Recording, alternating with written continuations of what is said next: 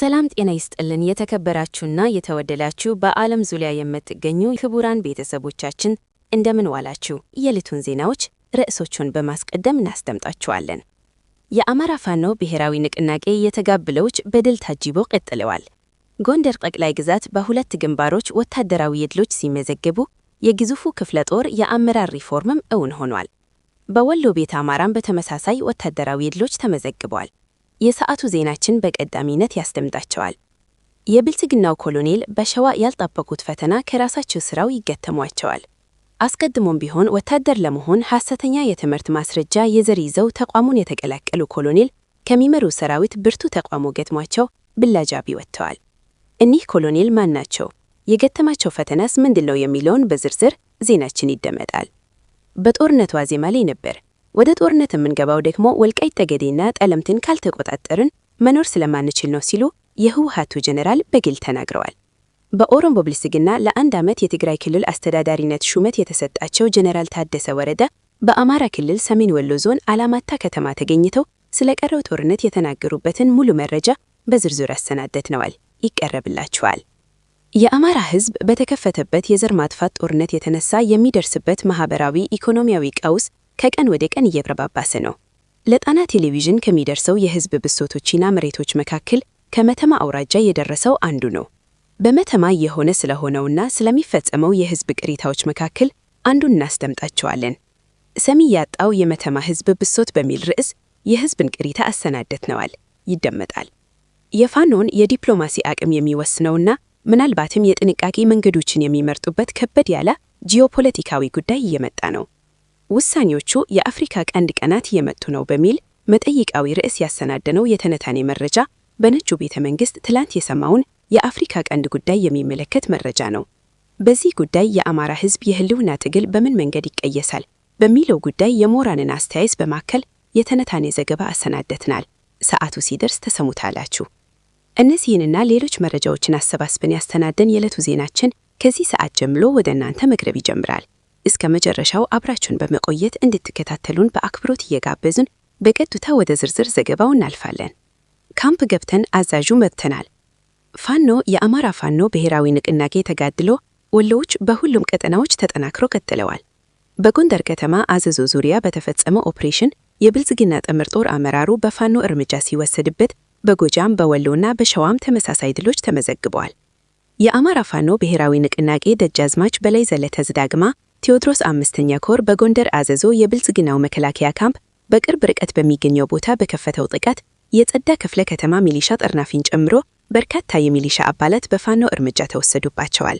የትድሎ ብርሃን ክፍለ ጦር የተለያዩ ብርጌዶች በጋራ በፈጸሙት ኦፕሬሽን በርካታ የሚሊሻ አባላት እርምጃ በመውሰድና 6ቱን ደግሞ ከነሙሉ ትጥቃቸው በእጃቸው ማስገባት ችለዋል። 15 የነፍስ ወከፍ መሳሪያዎችን በፋኖ እጅ ገቢ መሆናቸውን የኮሩ ህዝብ ግንኙነት ክፍል አስታውቋል። በዚሁ በጎንደር ቀጠና ከደብረ ታቦር ከተማ በቅርብ ርቀት በተካሄደ የፋኖ ድንገተኛ የደፈጣ ጥቃት ከ18 በላይ የብልጽግናው ሰራዊት እርምጃ ተወሰዱባቸዋል። የጎንደር ጠቅላይ ግዛት ህዝብ 2/6ኛ ከፍ ያለው ደሴ ኮር ተራራው ራስ ጉና ክፍለ ጦር በወሰደው ፈጣን ማጥቃት ከፍተኛ ቁጥር ያለው የብልጽግና ሰራዊት ጉዳት ደርሶበታል ሲሉ የአይን እማኞች ተናግረዋል። ከተከታታይ የወታደራዊ ተጋድሎቹ በተጨማሪ የብልጽግናውን ሰራዊት እያስኮበለለ ያለው የአጤ ምኒልክ ህዝብ በበኩሉ ዛሬም በተመሳሳይ 2 የብልጽግና ሰራዊት አመራሮችን ማስኮበለሉን አስታውቋል። በቅርቡ የተደራጀው 11ኛ እዝ 2/3ኛና 83ኛ ክፍለ ጦር አመራሮች ፋኖን የተከላከሉት ሙሉ ትጥቃቸውንና ከፍተኛ ትርጉም የሚሰጣቸውን ወታደራዊ መረጃዎችን በመያዝ ነው። በሌላ ዜና የአማራ ፋኖ ብሔራዊ ንቅናቄ ጎንደር ጠቅላይ ግዛት ህዝብ 2/6ኛ ያለው ደሴ ኮር ተጌዴ ጣይቱ ክፍለ ጦር የአመራር ሪፎርም አካሂዷል። በዚህም መሰረት አርበኛ መልካሙ አበባው ወታደራዊ አዛዥ ሆኖ ሲመደብ፣ አርበኛ አዛው ጣረቀኝ ምክትል ወታደራዊ አዛዥ፣ ጽህፈት ቤት ኃላፊ መቶ አለቃ ገዳም ካሳ ሲመደብ፣ ዘመቻ መሪ ደግሞ አርበኛ ድክሲ አብራራው ተመድቧል። የክፍለ ጦር ፖለቲካ ዘርፍ ኃላፊነትን አርበኛ ቴዎድሮስ መስፈን ሲመራው፣ ህዝብ ግንኙነት ኃላፊነቱን ደግሞ አርበኛ ሙሉ የደሴ ተመድቦታል። በአጠቃላይ 21 የኃላፊነት መደቦች አርበኞቹ ተመድቦች የ2/6ኛ አስቻለው ደሴ ኮር የህዝብ ግንኙነት መመሪያ የአደረጃጀት ሪፎርሙን አስመልክቶ ለጣና ቴሌቪዥን በላከው መረጃ በመሪነት የተመደባችሁን ወንድሞቻችን እንደከዚህ ቀደሙ ሁሉ ትግሉ የሚጠይቀውን ሁሉ አሟጣችሁ በመደከም ትግሉን ጫፍ እንደምታደርሱት እንተማመንባቸዋለን። የተሰጣችሁን አማራዊ ኃላፊነት በጽናት በታማኝነት በቅንነትና በትጋት እንድትወጡ እያሳስብን መልካም የትግል ጊዜ እንዲሆንላችሁ በመመኘት ኮሩ ይህን የክፍለ ጦር ሪፎርም ሲሰራ እንደ ከዚህ ቀደሙ ጠላትን በማንበርከክ የህልውና ስጋት ውስጥ ያለውን ማህበረሰባችንን ነፃ ማውጣትና የቀጠናው አቅም እንዲሆን ጭምር በመተማመን ነው ሲል ለአመራሮቹ መመሪያና የመልካም ምኞት መልእክት ማስተላለፉን አስታውቋል። የኮሎኔሉና የሚሊሻዎቹ ፍጥጫ በአማራ ህዝብ ላይ የዘር ማጥፋት ጦርነት የከፈተው የብልጽግናው ስርዓት በሸዋ ቀጠና ካሰማራው የአየር ወለድ ሰራዊቱ አዛዦች መካከል አንዱ የሆኑት ኮሎኔል ማቴዎስ ማዲቦ ከባድ ሚሊሻዎች ብርቱ ተቃውሞ ገጠማቸው።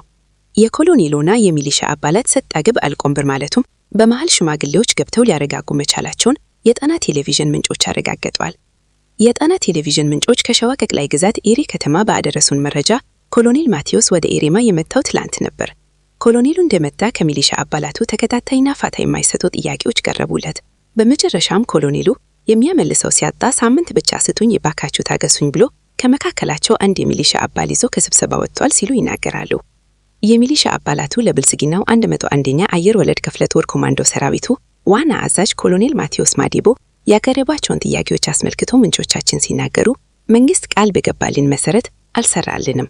ምክንያቱም እስካሁን ድረስ ፋኖ የተቆጣጠራቸውን ቀጠናዎች አስጠብቆ ከመያዙም ባለፈ ወደኛ ቀጠና እየገባ እያጠቃን ነው።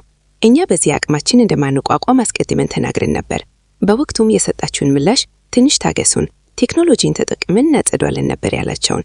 እንኳንስ ፋኖን ልታጠፉት ይቅርና ጭራሽ ነፃ ቀጠና እያሰፉ ከመካከላችን የሚገኙ ጓዶቻችንን እያስኮበለሉና ወደኛ ካምፕ እየገቡም እያጠቁን ነው። መንግስት መቼ ነው የገባልንን ቃል የሚጠብቀው የሚሉ ጥያቄ ቀዳሚው ነበር ሲሉ ምንጮቻችን ተናገሩ። የሚሊሻ አባላቱ መንግስት የገባልንን ቃል መቼ ነው የሚጠብቀው ብለው የጠየቁት ከፍተኛ የድሮን ድብደባ ተፈጽሞ የአካባቢው ማህበረሰብ ስነ ልቦናዊና የህይወት ጥቃት ደርሶበት ፋኖ እንዲበተን የሚያደርግበትን ጥቃት እንዲፈጽም ነው። ብልጽግናው ደግሞ በዚህ ሰዓት እንኳንስ የድሮን ነዳጅ ሊጠቀም ይቅርና ከፍተኛ የነዳጅ እጥረት ገጥሞት ተቸግረዋል። ሌላው ለኮሎኔል ማቴዎስ ማዲቦ የቀረበላቸው ለዚህ ጥያቄ ከኔ ምንም አይነት ምላሽ አትጠብቁ የሚል ምላሽ የሰጠበት ጥያቄ ነበር። ጥያቄውም ቤታችንን ዘግተን ወደዚህ ከመጣን 3 ዓመት አለፈን። እስከ መቼ ቤታችን ተዘግቶ ይቆያል? መቼ ግዳጃችንን ጨርሰን ወደ ቤታችን እንመለሳለን የሚል ነበር።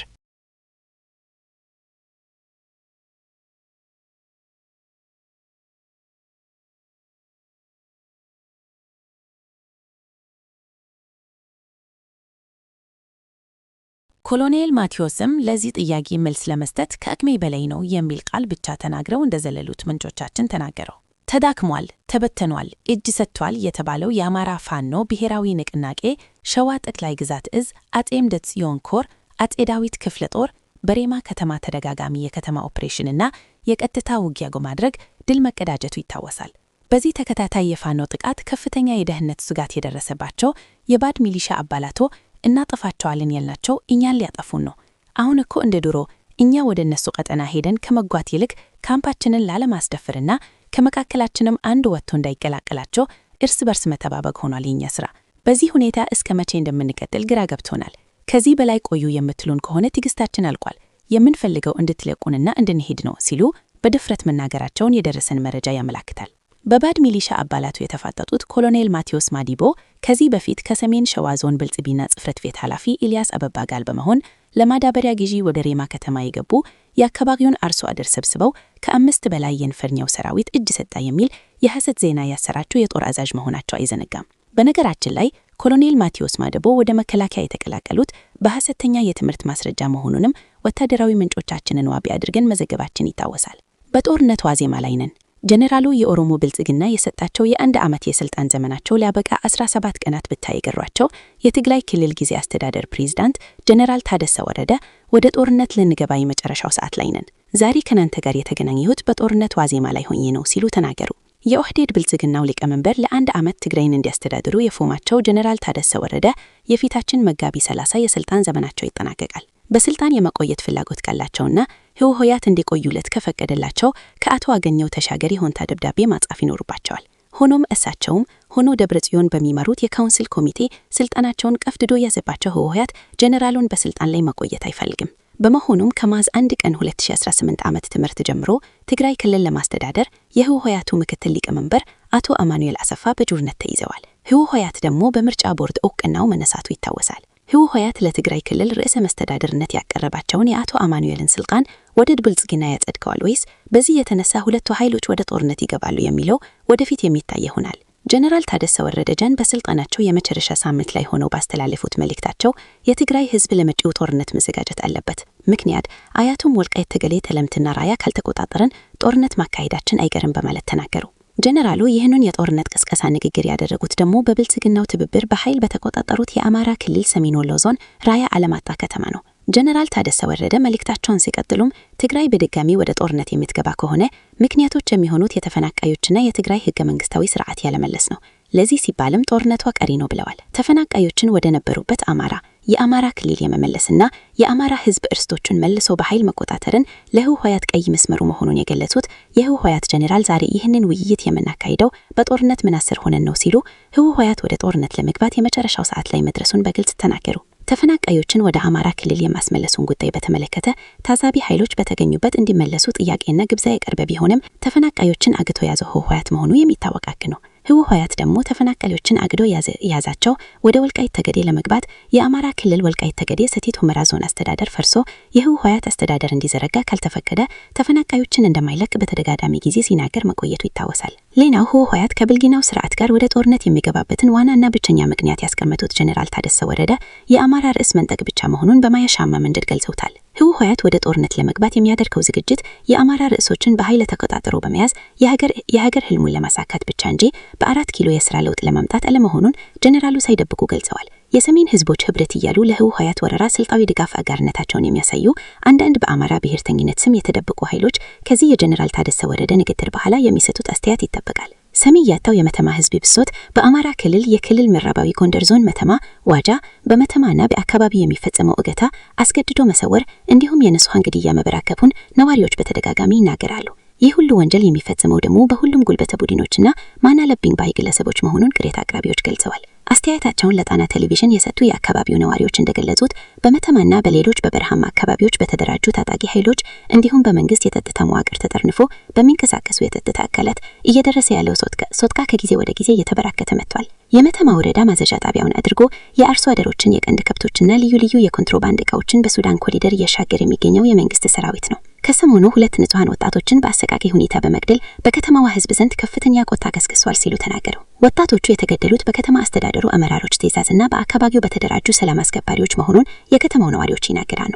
ከቀናት በፊት መኳኒን ታዲሱ የተባለ ወጣት በባድ የሚሊሻ አባላት ሀብት ንብረቱን ከተቀማ በኋላ በአሰቃቂ ሁኔታ እንደተገደለ ያስታወሱት ነዋሪዎቹ በትናንትናው ዕለት ደግሞ በመተማግኝ ኳስ ሜዳ በተባለ አንድ የቀን ሰራተኛ በፖሊስና በሚሊሻ አባላት ከፍተኛ ድብደባ ተፈጽሞበት ህይወቱ እንዲያልፍ መደረጉን ገልጸዋል። ይህን ተከትሎን የከተማው ነዋሪዎች ከፍተኛ መደናገጥ ውስጥ መግባታቸውን የሚናገሩት የመረጃ ምንጮች እነዚህ ወጣቶች በስም የታወቁና በአደባባይ የተገደሉ በመሆናቸው እንጂ ሌሎች በርካታ ወጣቶች በብልጽግናው ሰራዊት እየታፈኑ ከተወሰዱ በኋላ የደረሱበት እንደማይታወቅ ተናገሩ። በመተማ ከሚደረገው የሌላ አፈናና ግድያ በተመሳሳይ በዙሪያው በሚገኙ ቀጠናዎች በተመሳሳይ በመንገድ ላይ የሚፈጸሙ እገታዎችና ዝርፊያዎች ዳግም ማገርሸታቸውን የአካባቢው ነዋሪዎች ገልጸዋል። የጣና ቴሌቪዥን ምንጮች እንደገለጹት በተለይም ከዚህ በፊት በተደጋጋሚ አሽከርካሪዎችና መንገደኞች የሚታገቱበት መቃ የሚባለው ስፍራ መተንኛ መሻሻል አሳይቶ የነበረ ቢሆን ከሰሞኑ ግን በከፍተኛ ሁኔታ ወንጀሎች እየተፈጸሙበት ይገኛል።